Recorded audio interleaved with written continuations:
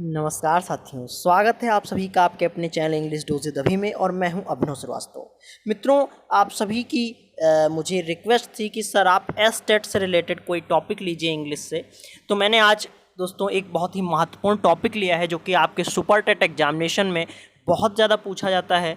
आपका UP TET examination हो या टीचिंग से रिलेटेड कोई भी एग्जामिनेशन है या अदर सेक्टर के एग्जामिनेशंस में, यहाँ आज के इस इम्पॉर्टेंट टॉपिक से 1 नंबर का प्रश्न अवश्य बनता है। तो आइए आज के इस इम्पॉर्टेंट टॉपिक को लेकर के शुरुआत करते हैं। वीडियो को अंत तक देखिएगा, क्योंकि यहाँ पर मैं आपको सिर्फ और सिर्फ यहाँ पर ऐसी चीज़ें नहीं बताऊँगा यहाँ पर कि आप को कुछ स्पेशल रूल्स भी मैं बताऊंगा, जिससे आप चीज़ों को, जेंडर्स जो वर्ड्स दिए रहते हैं उन्हें आप पहचान पाएंगे, रिकॉग्नाइज कर पाएंगे। तो आइए आज की शुरुआत करते हैं इस वीडियो के साथ। तो देखिए दोस्तों, सबसे पहली बात कर लेते हैं हम लोग कि जेंडर क्या है। तो जेंडर की अगर बात करें तो जेंडर के लिए दोस्तों हम सामान्य शब्दों में कह सकते हैं कि words which differentiate between male और फीमेल, और we can say words which describes about male और फीमेल। मतलब क्या है कि जो भी शब्द हमें स्त्री या पुरुष होने का बोध कराएं, मतलब स्त्री या पुरुष में अंतर बताएं, वही जेंडर होते हैं दोस्तों, जिन्हें हम हिंदी में लिंग कहते हैं। अब आपको मैं यहाँ से बताने वाला हूँ कि आपको पहले मैं यहाँ पे एक शॉर्ट से डिफिनीशन के तौर पे मैं आपको चीज़ समझा दूँ कि विच वर्ड्स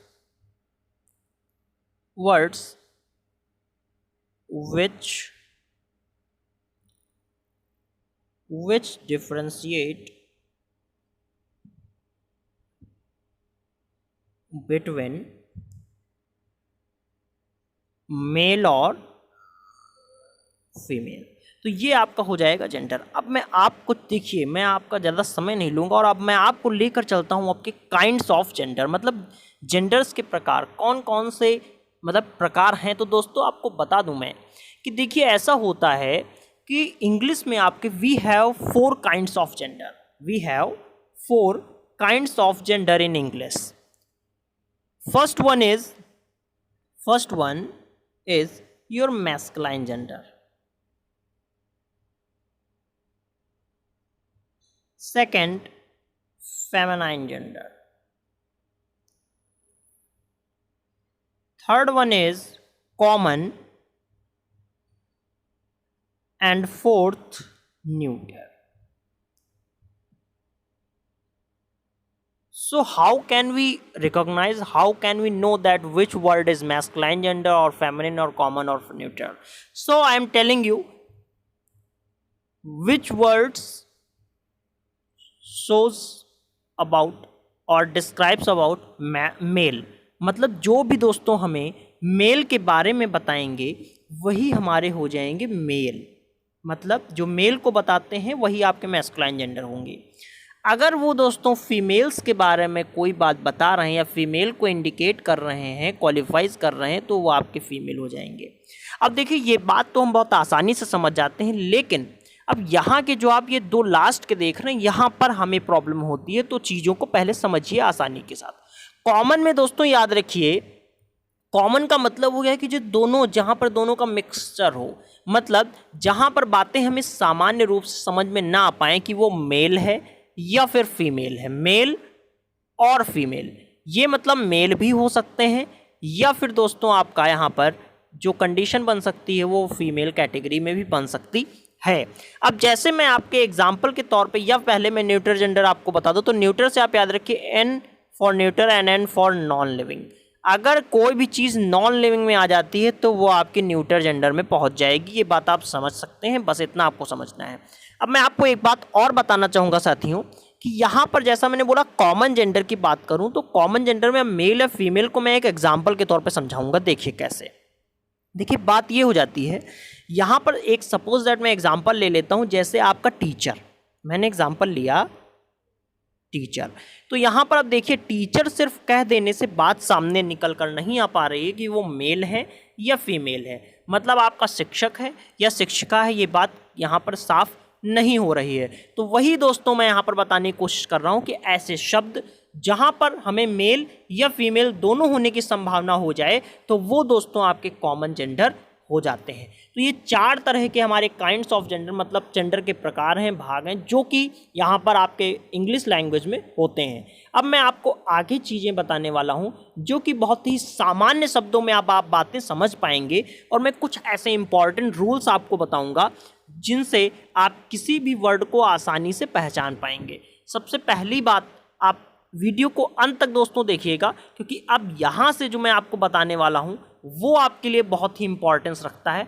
और यदि आपको अभी चीज़ें पसंद आ रही हैं तो आप प्लीज़ वीडियो को लाइक करिए, शेयर करिए और सब्सक्राइब भी करिए। और यदि आपको लगता है कि अभी तक आपको चीज़ समझ में नहीं, तो प्लीज़ अंत तक बने रहिए, चीज़ें आपको समझ में आएंगी और ये आप अभी देखेंगे। देखिए कैसे आपको बताऊं सबसे पहले कि फर्स्ट रूल आपका दोस्तों क्या है। इंपॉर्टेंट रूल्स हैं ये सारे के सारे, और पहला रूल आपका क्या बनता है कि देखिए, मैं आपको एक एग्जांपल के तौर पे, देखिए बात ये है दोस्तों, यदि हम किसी स्त्री, किसी महिला की बात करें या आप अपनी माँ की बात करें, मतलब तो आप एक बात समझ सकते हैं कि माँ को ममता के लिए जाना जाता है, दया भावना के लिए जाना जाता है, धैर्य के लिए, किसी भी महिला को उसके धैर्य भावना के लिए जाना जाता है, उसको धैर्य की मूर्ति मतलब उसे धैर्य रखने के लिए रूप में भी जाना जाता है, सुंदरता के लिए, कोमलता के लिए, सारी चीज़ों के लिए दोस्तों एक महिला को जाना जाता है। एक इंडिकेशन, एक symbol, as a symbol use किया जाता है कि ममता की देवी, जैसे कहते नहीं, ममता की मूरत, तो उसके लिए महिला का प्रयोग किया जाता है। या फिर कोमलता की बात हो, धैर्य की बात हो कि धैर्य बहुत होता है महिलाओं में, ऐसा लोग कहते हैं, सुंदरता की बात हो, तो इन सब चीज़ों में जहाँ पर भी दोस्तों ये आपके शब्द आ जाएं जो मैं यहाँ पर लिख रहा हूँ, बात को समझिएगा मैंने क्यों ये एग्जाम्पल लिया है, ठीक है। तो एक आपका हो गया सुंदरता, बात को समझते चलिएगा, अभी आप बहुत बेहतर समझेंगे, ये आपको मैं यहाँ पर दिखाने वाला हूँ। देखिए, तो पहला मैंने आपको क्या बताया, पहला मैंने आपको दोस्तों बताया है, जो फर्स्ट वन मैंने आपको टाइप बताया वो बताया मैंने सुंदरता। अब बात को समझिएगा, जितना मैं आपको बताऊं, जो जो चीज़ें मैं आपको बताऊं, बस आपको उन्हीं को याद रखना है और उन्हीं को समझना है। देखिए, एक तो सुंदरता की बात हो जाती है, सुंदरता में, ठीक है। दूसरी बात, कोमलता के लिए कहा जाता है। और मैं अगर आपको बताऊं तो धैर्य रखने के लिए भी दोस्तों जाना जाता है, ये बात आप जानते हैं। ये मैं कोई स्पेशल बातें आपको नहीं बता रहा हूँ, ये सारी चीज़ें आप सुन चुके हैं, आप उनसे परिचित हैं। धैर्य के लिए और सज्जनता की जब बात होगी दोस्तों, ठीक है, और बात समझिए, ममता की मूरत जैसे कहा जाता है, तो ममता की जब बात होगी,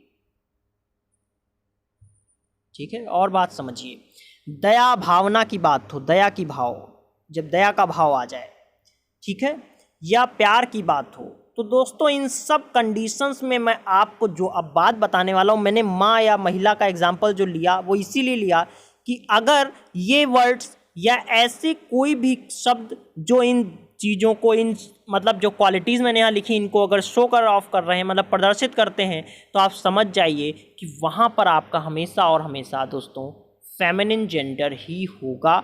ये बात आप समझिए। अब देखिए, एग्जाम्पल के तौर पर मैं यहाँ पर शब्दों को लूँगा और अभी आप देखेंगे कि जो मैंने आपको बताया वो पूर्णतः सत्य है, सही है। देखिए, अगर अब मैं बात करूँ कि जैसे नेचर की, तो प्रकृति को दोस्तों आपने देखा है कि प्रकृति हमेशा हमें क्या है, हमें हमेशा आनंद ही प्रदान करती है।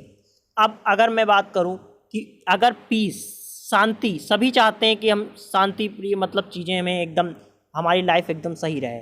मरसाई मतलब जो दया की भावना है, जैसा मैंने बताया दया, ठीक है। तो अगर इसकी मैं बात करूं और मैं अगर आपको वर्ड दूं, जैसे रिवर है, ठीक है, या फिर आपका चैरिटी हो जाएगा, ठीक।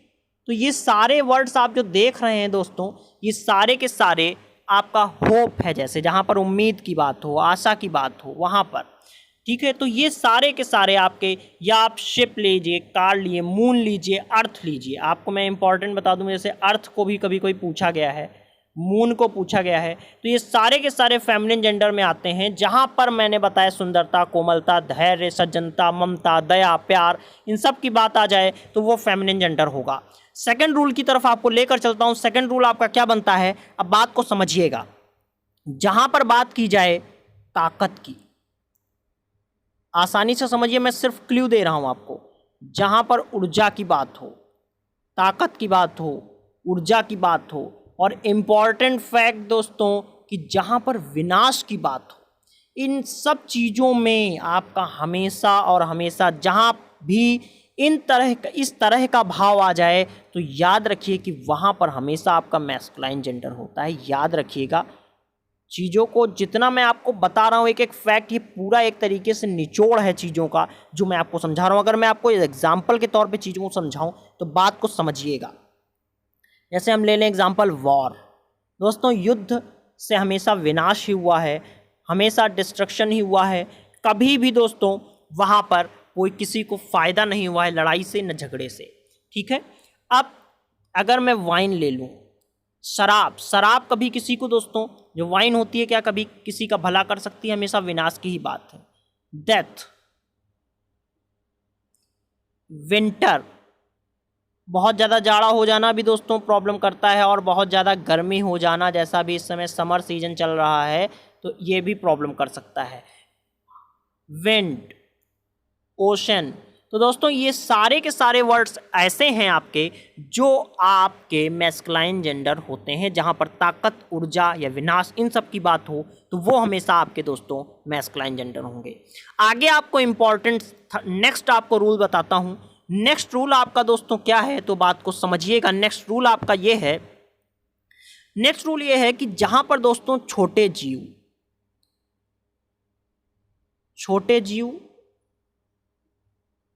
या फिर आपका नवजात शिशु हो, बात को समझिए। ये सारे के सारे मैं सिर्फ आपको वही चीज़ें बता रहा हूँ यहाँ पर जो आपके एग्जामिनेशन में बन चुकी हैं। बनने के दृष्टिकोण से मतलब इम्पॉर्टेंट तो हैं ही हैं, बल्कि आपके एग्जामिनेशन में, बहुत से एग्जामिनेशन में आप अलग अलग फॉर्मेट्स को चेक कर सकते हैं, वहाँ पर ये चीज़ें बन चुकी हैं। तो जहाँ छोटे जीव की बात हो और आपके नवजात शिशु की बात हो, ठीक है, तो वो हमेशा दोस्तों आपका बन जाता है न्यूटर जेंडर।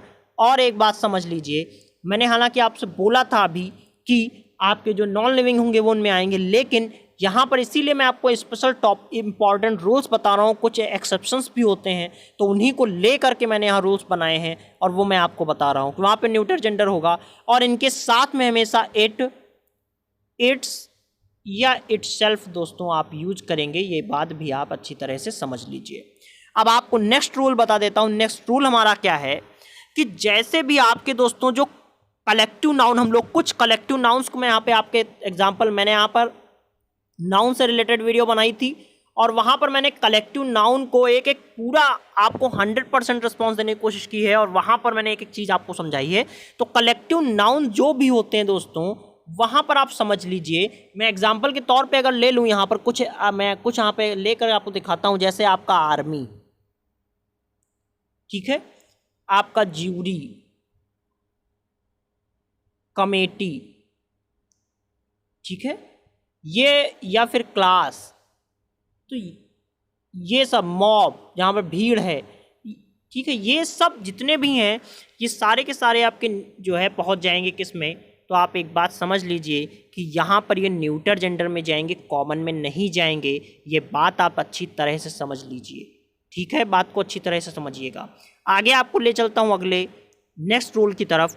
तो आपको बता दूँ कि जहाँ पर भी दोस्तों आपको एवरीथिंग,